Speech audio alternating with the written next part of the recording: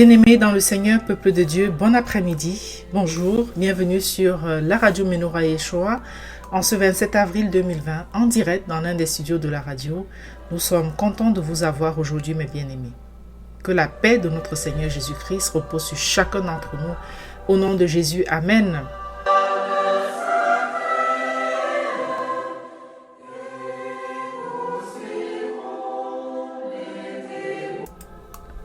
J'espère que vous avez passé un bon week-end, que vous avez pu vous reposer, vous ressourcer autour de la présence, dans la présence du Seigneur, mes bien-aimés. Si vous n'allez pas bien, que le Seigneur vraiment vous reconforte, qu'il vous soutienne. C'est la sœur Célestine en studio, mes bien-aimés. Nous allons aujourd'hui aborder comme thématique « Prends soin ». Non, c'est pas ça. Enfin, c'est des synonymes, hein. Ça aurait presque pu être ça, mais c'est pas ça. Ne méprise pas l'étranger sur ton territoire. Ne méprise pas l'étranger sur ton territoire. C'est notre thématique d'aujourd'hui, mes bien-aimés. J'aurais pu dire prends soin de l'étranger sur ton territoire. C'est ce qui est sorti d'emblée. C'est synonyme, ça aurait pu être ça. Que le Seigneur soit béni pour ce jour, qu'il soit élevé à jamais, peuple de Dieu. Avant de développer notre thématique, nous allons prier. Inclinons-nous dans la prière. Père éternel, vraiment tu es bon, Père. Tu es un Dieu merveilleux. C'est une grâce formidable de te connaître. C'est un privilège, Seigneur, de cheminer avec toi. Et Père, vraiment, je vais te témoigner ma reconnaissance parce que j'ai vu ta main, Seigneur, sur les choses que j'étais amenée à faire aujourd'hui. J'ai vu comment, avec beaucoup de précision, tu as su orchestrer les choses et rendre véritablement les éléments fluides, Père. Vraiment, merci, Père, vraiment de m'avoir accompagné comme tu accompagnes tes enfants, Père. Donc, vraiment, je témoigne pour te dire merci, pour te rendre grâce et gloire parce que tu es le Dieu puissant, tu es le Dieu merveilleux, Père. Merci, mon Jésus, mon roi. Merci, mon Dieu tout-puissant. Père, sois élevé. Au moment où je prépare l'émission, je te prie, je présente l'émission, je te prie de me guider, Père, que ton Esprit Saint me conduise, m'instruise, afin que ce que je dirai corresponde à ce que tu veux que j'échange avec ton peuple aujourd'hui. Seigneur, pardonne-nous nos péchés, pardonne à tes auditeurs leurs péchés, Père. Dépouille-nous complètement de nos souillures, sanctifie-nous, Seigneur, et rends-nous blancs, blancs comme la neige, Seigneur, que ton sang précieux nous lave, nous purifie, Père. Sois élevé à jamais. Veille sur tes serviteurs et tes servantes qui travaillent pour toi dans le monde entier, Seigneur. Veille sur les membres de nos familles. Veille sur nos enfants, Seigneur. Veille sur nos maisons, veille sur nos foyers, Père. Père éternel, bénis ton peuple, bénis tes enfants d'éternité en éternité. Amen. Amen, mes bien-aimés. Amen, amen. Ne méprise pas l'étranger sur ton territoire. C'est notre thématique d'aujourd'hui. Alors, nous avons quand même été vraiment déçus de l'attitude de certains policiers lors de l'interpellation de quelqu'un. Lors de l'interpellation d'un arabe, quand c'est des personnes noires, comme nous devons nous offusquer. Quand c'est des personnes arabes, nous devons nous offusquer lorsqu'il y a de l'injustice, lorsqu'nous sentons qu'il y a de l'injustice, parce que le Dieu que nous servons, c'est un Dieu juste, il n'est pas le Dieu de l'injustice. Lorsque c'est des Juifs, nous devons pouvoir nous offenser également. Lorsque c'est des Chinois, nous devons nous offenser.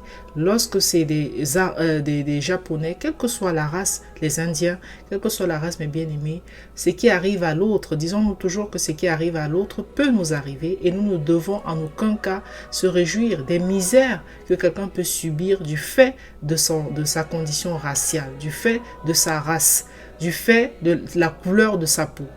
Le racisme ne doit pas avoir sa place, et encore moins, mes bien-aimés, chez les enfants du Seigneur. Alors nous savons que parfois même dans les églises il y a beaucoup de racisme, etc. C'est-à-dire qu'il y a un certain groupe de personnes qui fonctionnent souvent entre eux, peut-être les blancs entre eux, parfois aussi des noirs entre eux, mais ce genre de choses, nous devons pouvoir aller au-delà de ça.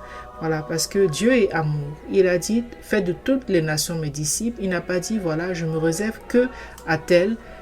Il s'est étendu au-delà de la tribu d'Israël à toutes les nations du monde. Et véritablement, nous devons essayer de suivre cet exemple pour nous ouvrir aussi à l'autre. Ne pas être dans la détestation, ne pas être dans le mépris de l'autre, et encore moins lorsqu'il se trouve sur notre territoire. Alors, qu'est-ce qui s'est passé? Il y a une vidéo qui a circulé, plusieurs médias rapportent cela, hein, qui a circulé, où il y a des policiers qui s'adressent à un arabe qui venait d'en interpeller. Il ressortait de la Seine, hein, apparemment une interpellation dans la Seine, dans la nuit de samedi à dimanche à l'île Saint-Denis, c'est en région parisienne. Et donc, en fait, ils se sont mis à lui dire un bico comme ça ne nage pas. Je répète, un bico comme ça ne nage pas. Qu'est-ce que ça veut dire un bico? Eh bien, c'est une expression très, très, très péjorative, très, très, très péjorative pour désigner un arabe nord-africain. Voilà. Un arabe nord-africain. Une autre définition de ce terme, c'est que c'est un terme familier désignant un chevreau. Un chevreau. Voilà. Deux définitions. Un terme péjoratif et raciste désignant un arabe nord-africain. Une autre définition. Un terme familier désignant un chevreau. Donc voilà, bico, comme on aurait pu dire qu'un noir, ou le bamboula, etc. etc. Tous ces qualificatifs vraiment très péjoratifs qui sont parfois utilisés pour désigner le noir, bamboula, ou il y en a d'autres, hein, voilà, ou alors bico, hein, pour désigner l'arabe. Alors, bien entendu, ces propos ont choqué beaucoup de personnes. Le ministre de l'Intérieur, d'ailleurs, a trouvé que... il a tweeté, il a dit que le racisme n'a pas sa place dans la République. Et nous pensons qu'il a bien raison, parce que le racisme ne devrait pas avoir sa place dans la République. Surtout en ce moment où il y a quelques personnes qui commencent à dire qu'il faudrait que la nation soit reconnaissante en réalité à beaucoup de personnes qui vivent dans les quartiers, beaucoup de personnes qui vivent dans les banlieues. Je vais revenir là-dessus. Pourquoi est-ce que la nation devrait être reconnaissante, surtout en ce moment de Covid? Je vais revenir là-dessus, mes bien-aimés. Mais finissons avec donc le contexte, hein, de cette interpellation, etc. Alors, les policiers ont été filmés en fait pendant qu'ils regagnaient leur véhicule, et ils venaient donc, l'homme à qui s'adressait ainsi a été repêché dans la Seine, et il avait été interpellé après avoir plongé pour échapper à la police. Bon, il a su que la police devait certainement le prendre, et il a plongé pour échapper. Et donc lorsqu'ils ont réussi à l'interpeller, ils se sont donc exclamés, un bico comme ça nage pas. On filme, hein, je dis, l'image elle est claire, enfin on voit bien, hein, bien entendu. Il y a l'IGPN qui s'est saisi de l'affaire et a dit qu'une enquête sera ouverte pour pouvoir voir de quoi il s'agit. Et l'autre chose aussi, c'est que un autre, hein, a dit, un autre membre, hein, des forces de l'ordre, puisque vous savez très bien qu'ils interviennent en équipe, a rajouté: ça coule, tu aurais dû lui accrocher un boulet au pied. Donc il renchérit à ce que l'autre dit, un bico comme ça nage pas. Donc l'autre répond: ça coule. Donc comme pour dire, effectivement, ils ne peuvent que couler lorsqu'ils sont dans l'eau. Ils ne peuvent que couler lorsqu'ils sont dans l'eau. Ils ne savent pas nager. Il dit: ça coule. Ça, hein, même pas il coule, ou enfin ça comme une chose, quoi. Voilà. C'est quelqu'un comme ça, quoi. Voilà. C'est même pas, c'est une chose. Ça coule, tu aurais dû lui accrocher un boulet au pied. Pourquoi? Pour qu'il s'enfonce encore davantage, ou pour qu'il fasse quoi? Et donc, qu'est-ce qu'ont fait les autres membres de la police? À ce moment-là, ils se sont mis à rire. Et pendant ce temps, on entendait donc l'interpellé sur la vidéo qui paraît donc crier, qui paraissait crier à l'intérieur du fourgon dans lequel les policiers l'avaient placé. Voilà, mes bien-aimés. Alors, on l'a dit, hein, l'IGPN, la préfecture de police, a saisi l'inspection générale de la police nationale pour faire toute la lumière, je cite, hein, ce qu'ils ont dit, pour faire toute la lumière sur les circonstances dans lesquelles les policiers sont intervenus et déterminer l'identité des auteurs des propos entendus. Bon, ils disent aussi que les fonctionnaires intervenaient dans le cadre d'un vol en réunion, etc. Et l'homme a été conduit, la procureure de la République, Madame Catherine Denis, a expliqué ensuite que l'homme a été conduit à l'hôpital après sa chute dans la Seine et que voilà. Bon, il précise aussi quelque part que ce n'étaient pas les commissaires, les policiers du commissariat de Villeneuve-la-Garenne, comme l'affirme la vidéo, mais ce sont des policiers qui dépendraient de la direction territoriale de la sécurité de proximité des Hauts-de-Seine. Une enquête judiciaire a également été ouverte, donc, en plus donc, de l'enquête administrative. Voilà. Alors, c'est une bonne chose que d'avoir, bien entendu, à certains hommes politiques qui ont dénoncé cela, notamment le député de Saint-Denis, Éric Coquerel de la France Insoumise, en disant que le 17 octobre 1961, on a retrouvé sur ces mêmes berges les corps d'Algériens noyés par la police, en qualifiant dans la vidéo donc d'inadmissible.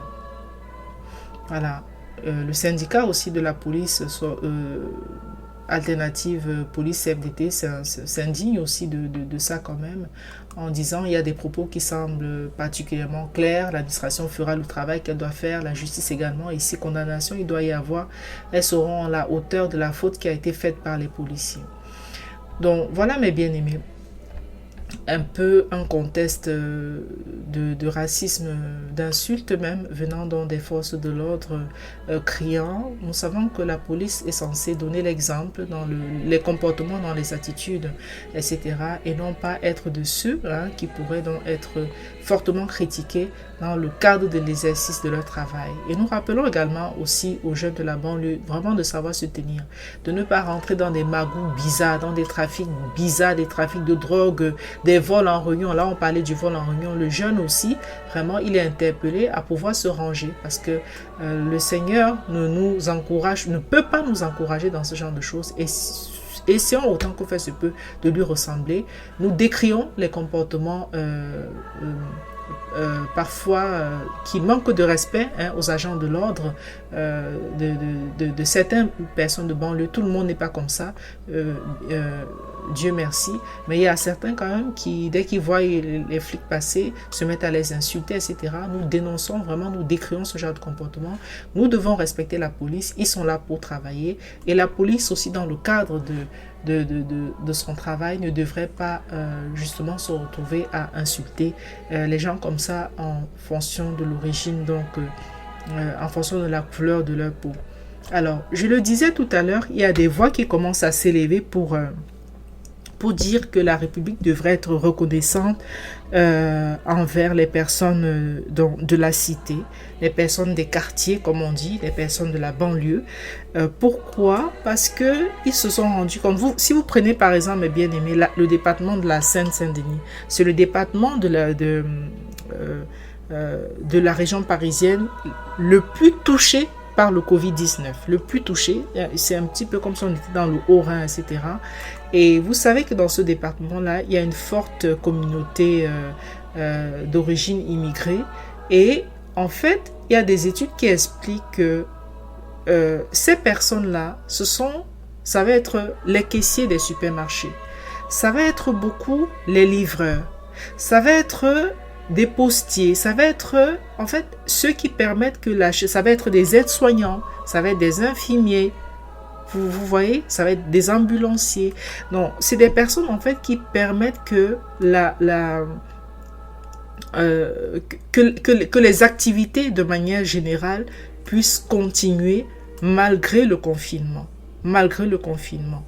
Et bon, c'est un peu la main-d'œuvre ouvrière, on va dire. Les gens, il ne faut pas se le cacher, les postes de cadres ne sont pas très souvent réservés aux personnes d'origine immigrée, même si il y en a quelques-uns, ils ne sont pas très nombreux au regard de ce que normalement on pourrait s'attendre. Voilà, donc en fait la main d'œuvre moins chère, très souvent quand les entreprises ont besoin de main d'œuvre moins chère sur les BTP, sur les caissiers, les aides-soignants, les livreurs, etc. En général, très souvent, ce sont des populations immigrées, d'origine immigrée, qui vivent justement beaucoup dans les quartiers, qui vivent beaucoup en banlieue. Alors, c'est la caissière. Lorsqu'on va faire les courses au supermarché, on est bien content de pouvoir les faire, mais ce sont eux qui ont continué le travail. Les livreurs, même ceux qui ne vont pas et qui ont besoin de se faire livrer les choses, et bien ces livreurs-là, la plupart en tout cas, voilà, ça va être eux, ça va être les aides-soignants, etc. Il y a une forte proportion des aides-soignants dans le milieu issu de l'immigration. Donc en fait, voilà des personnes qui ont fortement contribué, hein, et qui, aujourd'hui, les gens se rendent bien compte, pour beaucoup, ont dû payer, hein, un lourd fardeau en étant donc contaminés par le Covid parce qu'ils étaient dans l'exercice de leur fonction. Ils étaient soit dans un supermarché en train de servir, en train d'être caissier ou je sais pas quoi. Ils étaient en train de, voilà, c'était des livreurs, des aides-soignants, etc. Parfois des infirmières. Donc en fait, il y a certaines personnes qui commencent à dire non, vraiment la nation leur doit parce qu'ils ont continué à travailler. Ne méprise pas l'étranger sur ton territoire. Vous voyez les éboueurs également. Il y a une grande partie aussi de la population issue de l'immigration qui sont éboueurs. Voilà, les éboueurs, etc. Ce sont ces métiers-là. Alors, il faut ramasser les poubelles. Voilà, il faut continuer pour pas que vraiment toutes les villes empestent, pour qu'il y ait, lorsqu'on sort, on constate que tout est toujours propre, etc. Donc, il y a des personnes honnêtes qui se sont dit non, qui ont quand même un raisonnement honnête en disant que non, vraiment la nation leur doit quelque chose. Cessons d'en parler toujours en termes péjoratifs, mais voyons aussi ce qu'ils ont pu apporter. Et c'est très agréable. Moi, je ne vous cache pas que vraiment ça fait plaisir parce que c'est juste de raisonner comme ça, gloire à Dieu, c'est juste de raisonner comme ça. Et en tant qu'enfants du Seigneur, nous devons faire autant que faire se peut pour agir toujours dans la justice et non dans les discriminations de toutes sortes. Amen.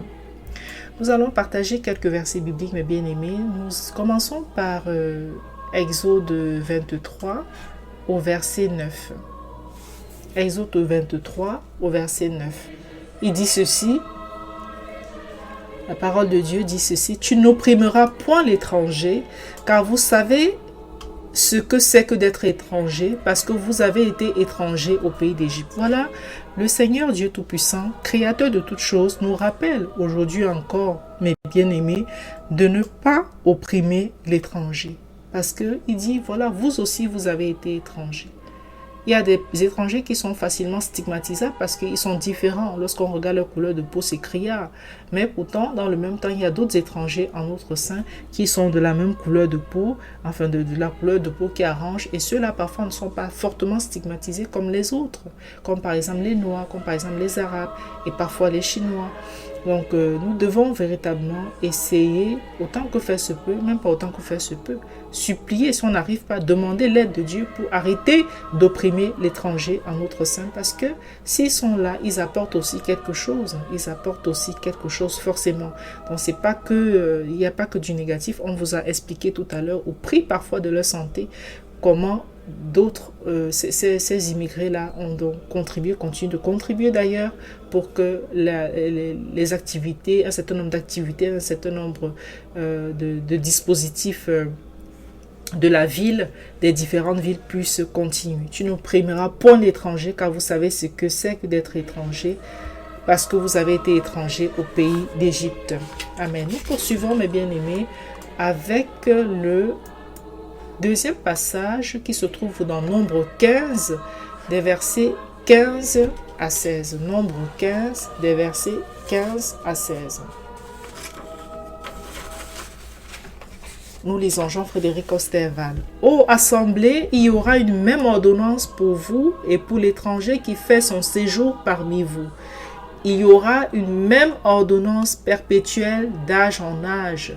Il en sera de l'étranger comme de vous en la présence de l'Éternel. Alléluia. Gloire à Dieu. Gloire à Dieu. Cela pourrait s'adresser aussi même aux églises, parce qu'il y a certaines églises qui pensent parfois que le fait d'avoir des étrangers en son sein, c'est un privilège qu'on accorde à ces étrangers-là. Non, sachant que le Seigneur rappelle ici que tous, qu'on soit étrangers ou pas, nous devons être soumis à une même ordonnance, à la même loi, afin que la même loi qui s'applique pour l'autochtone puisse être la même qui s'appliquera pour l'étranger. Il en sera de même, parce que Dieu ne fait exception de personne. Notre Dieu est tellement bon, il est tellement rempli de justice et d'équilibre qu'il ne fait exception de personne, mes bien-aimés. Il dit donc qu'il y aura une même loi et une même règle pour vous et pour l'étranger qui fait son séjour parmi vous. Il le complète au verset 16. Il le redit au verset 16. Donc je vais relire ce passage pour notre édification à tous. Au rassemblé, il y aura une même ordonnance pour vous et pour l'étranger qui fait son séjour parmi vous. Il y aura une même ordonnance perpétuelle d'âge en âge. Il en sera de l'étranger comme de vous en la présence de l'Éternel. Il y aura une même loi et une même règle pour vous et pour l'étranger qui fait son séjour parmi vous. Gloire à Dieu. Donc notre Dieu qui est un Dieu plein de justice, beaucoup de dirigeants du monde devraient vraiment s'inspirer de la façon du Seigneur de faire, et il y aurait moins de problèmes. Si seulement on essaie vraiment de ressembler à notre Sauveur, au Seigneur Jésus-Christ, eh bien, il y aurait tellement moins de tensions entre communautés, moins de guerres entre pays, moins d'égoïsme, moins de cruauté entre êtres humains, moins de méchanceté. Parce qu'on regarderait l'autre comme égal à nous-mêmes ou au moins supérieur. N'oublions même pas que la parole de Dieu dit considérez les autres comme supérieurs à vous-même. Ça veut dire que quand vous considérez les autres supérieurs à vous-même, vous êtes tout de suite dans une attitude d'humilité. Vous vous mettez tout de suite dans une attitude d'humilité en considérant que ah mais tiens, cela, je suis inférieur à l'autre. Encore, poussons même plus loin. Laissons même l'égalité, mais poussons plus loin en suivant cette recommandation qui est d'ailleurs qui est recommandée par l'apôtre Paul. Considérez que chacun, au lieu de regarder à son propre intérêt, considère aussi ceux des autres. Voilà ce qu'il dit. Considère aussi ceux des autres et considère même les autres supérieurs donc à soi-même, afin justement qu'il y ait un climat de respect, de considération mutuelle, un climat de fraternité, un climat d'amour, de bonté, et comme ça les fruits de l'esprit vont pouvoir prospérer, la douceur, la tempérance, la bonté, la miséricorde, tous ces fruits de l'esprit vont pouvoir prospérer dans ce genre de climat. Amen, mes bien-aimés, amen. Gloire à Dieu.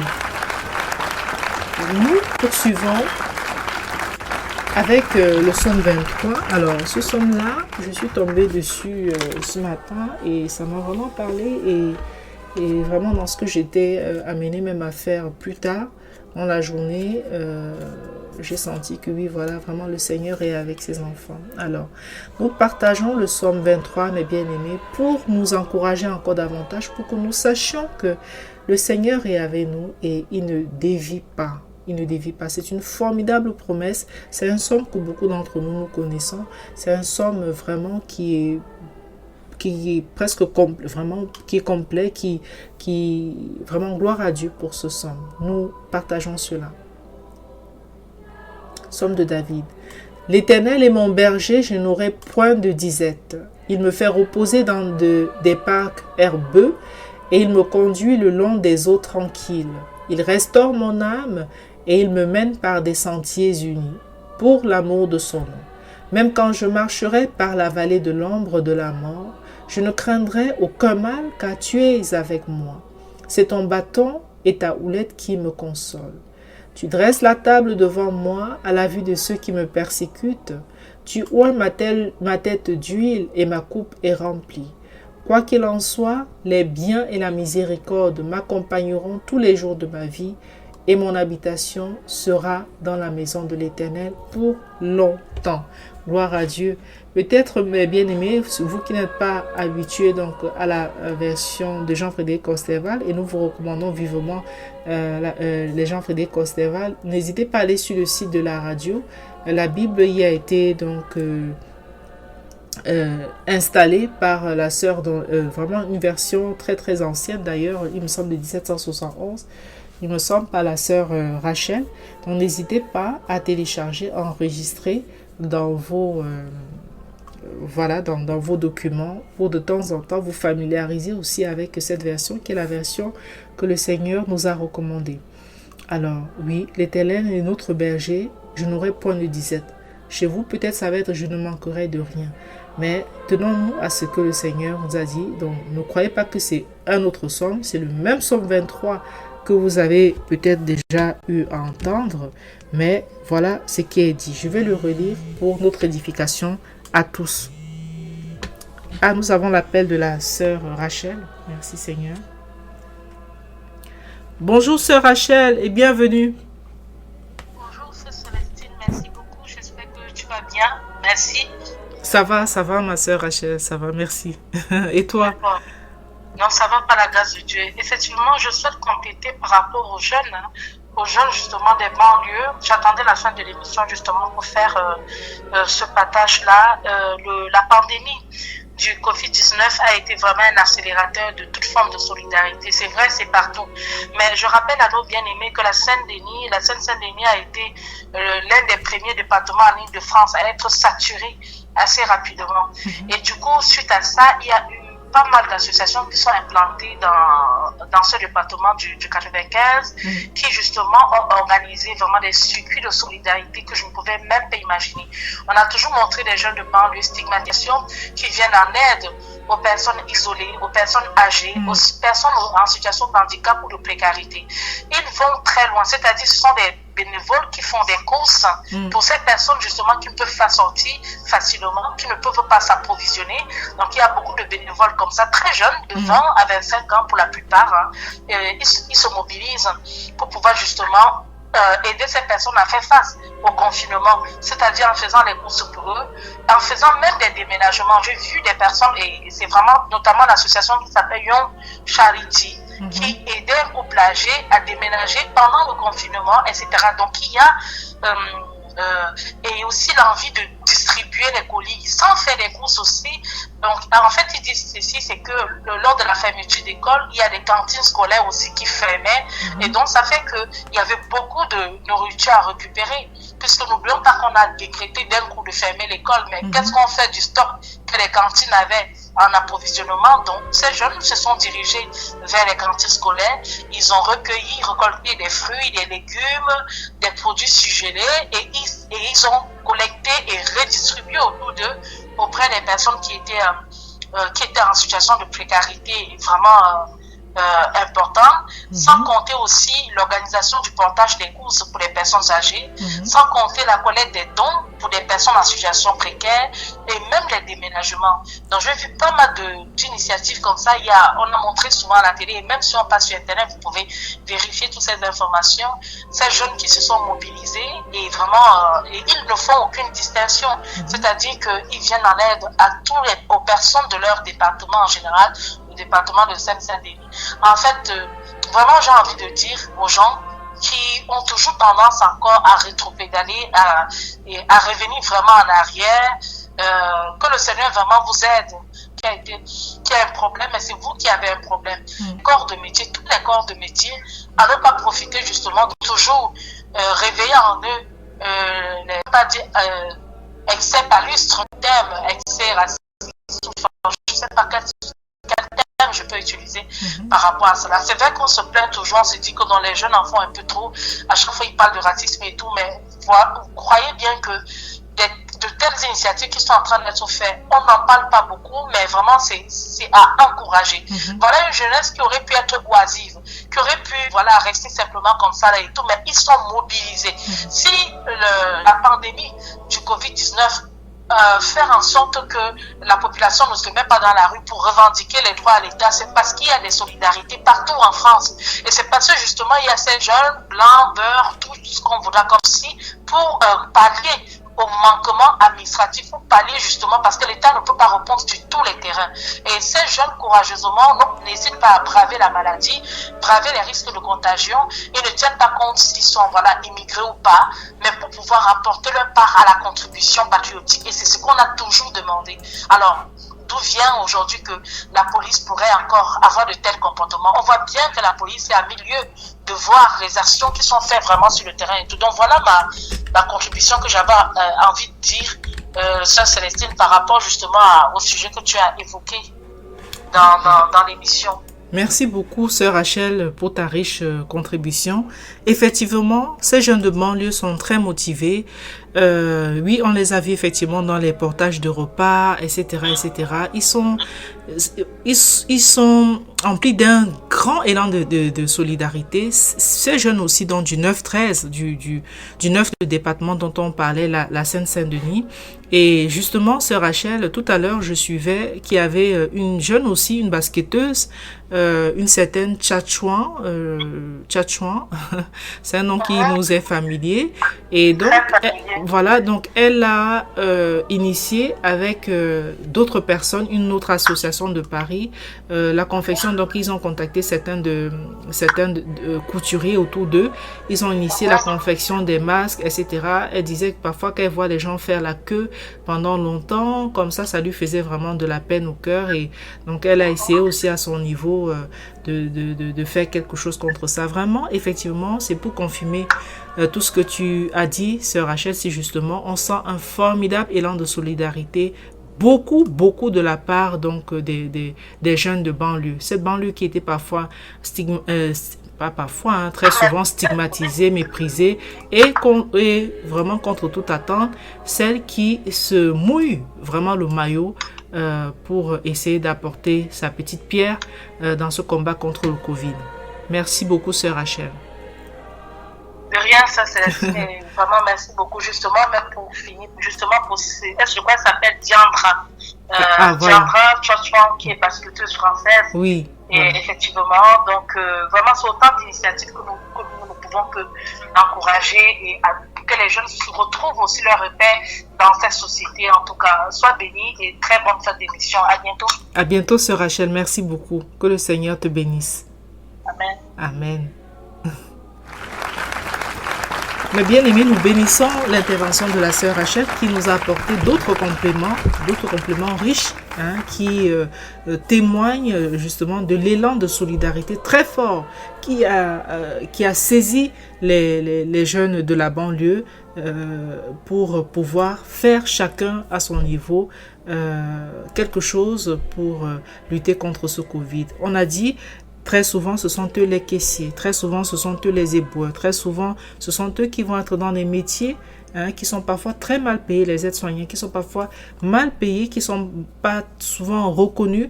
Et pourtant, nous, tout le monde a vu aujourd'hui, le Covid a montré que finalement, ces métiers qui sont parfois méprisés, c'était ceux-là qui aidaient beaucoup pendant ces instants de crise de Covid. Et il y a même ceux qui ne travaillent pas, on se sont constitués en mouvement solidaire, comme la sœur Rachel en parlait tout à l'heure, pour faire soit des portages de repas, soit même récupérer les stocks non utilisés pour pouvoir en offrir, etc., etc. Il y a pas mal de très belles initiatives. Voilà aussi l'autre visage de la banlieue, mes bien-aimés. Voilà aussi l'autre visage de la banlieue. Voilà. Nous allons conclure en relisant le psaume 23. L'Éternel est mon berger, je n'aurai point de disette. Il me fait reposer dans des parcs herbeux. Il me conduit le long des eaux tranquilles. Il restaure mon âme. Il me mène par des sentiers unis. Pour l'amour de son nom. Même quand je marcherai par la vallée de l'ombre de la mort, je ne craindrai aucun mal, car tu es avec moi. C'est ton bâton et ta houlette qui me consolent. Tu dresses la table devant moi à la vue de ceux qui me persécutent. Tu oins ma tête d'huile et ma coupe est remplie. Quoi qu'il en soit, les biens et la miséricorde m'accompagneront tous les jours de ma vie et mon habitation sera dans la maison de l'Éternel pour longtemps. Amen, mes bien-aimés. Merci beaucoup, gloire à Dieu pour sa sainte parole. C'est ce que nous voulions partager avec vous aujourd'hui. autour de cette thématique. Ne méprise pas l'étranger sur ton territoire. Merci beaucoup de nous avoir suivis. Vous retrouverez demain, de demain jusqu'à vendredi d'ailleurs, à 10h, les matinales de Rachel, présentées par la sœur Rachel. Et puis, Dieu voulant, mercredi 14h, chrétiens persécutés. Et samedi 10h, la révélation du Messie. Dimanche 14h, le chauffard. Quant à nous, retrouvons-nous, si le Seigneur permet, demain, dès demain, jusqu'à vendredi aussi, 16h, heure de Paris, pour une nouvelle émission de l'avenir en Christ. Prions le Seigneur, mes bien-aimés. Père, nous t'élévons, nous te remercions, nous t'exaltons, nous te rendons grâce et gloire. Nous te bénissons, tu es un Dieu puissant, tu es un Dieu élevé, que toute la terre se remplisse de ta gloire, notre Seigneur, notre Roi. Père très saint, que ton règne vienne, que notre Seigneur Jésus-Christ, oui Père, que ton règne vienne, Père, que ta gloire remplisse toute la terre, Seigneur. Sois élevé dans les cieux, sois élevé d'éternité en éternité, sois à jamais béni. Tu es digne de recevoir tout l'honneur, toute la louange, toute l'adoration. Hosanna, Hosanna, Hosanna. Béni soit celui qui est venu au nom du Seigneur sur la terre. Béni soit celui qui a porté nos péchés. Béni soit celui qui a porté le fardeau de nos péchés. Béni soit celui qui nous offre le salut. Qu'il soit béni à jamais. Amen. Merci beaucoup mes bien-aimés d'avoir été à l'écoute. Je vous dis donc à demain, s'il plaît à Dieu, pour une nouvelle émission de l'avenir en Christ. Restez scotchés au programme de la radio Menorah Yeshua. Nous allons passer dans quelques minutes sur Christ Now, Awakening Radio, pour la version en anglais de ce programme. Vous pouvez nous y suivre ou alors rester scotchés sur radio Menorah Yeshua. Que le Seigneur vous bénisse. Amen. Au revoir. Merci d'avoir été là. Au revoir.